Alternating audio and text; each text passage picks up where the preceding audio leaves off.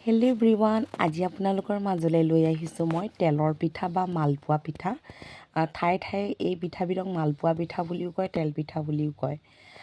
এই পিঠাৰ কাৰণে প্ৰস্তুত কৰিছোঁ মই পিঠাগুড়ি, অলপ চফ কুটি, গুড়, বেকিং চৌদা খাৰ আৰু লগতে দিছোঁ মই দেখাবলৈ নহ'লে যিহেতুকে কেমেৰাটো কৰা অলপ প্ৰব্লেম, মুড হৈ থাকিব লগা হয়তো আৰু বস্তু ফিটি থাকিবলগীয়া হ'ল, কেমেৰামেন ময়েই।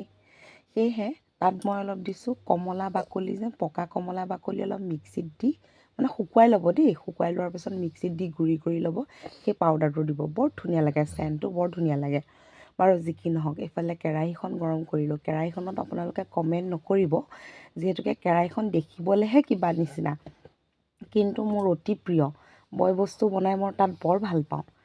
আৰু তেলত তেল পিঠা দিছোঁ আৰু ফুলি যোৱা দেখিছেই মোৰ তেল পিঠা প্ৰস্তুত হৈছে।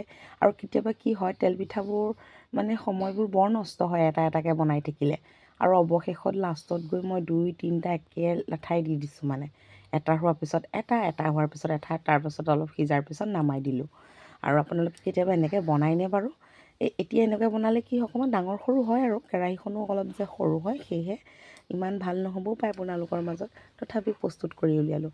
ভিডিঅ'টো শেষৰ বাবে চোৱাৰ কাৰণে অশেষ ধন্যবাদ জনালোঁ। আজিলৈ বাই।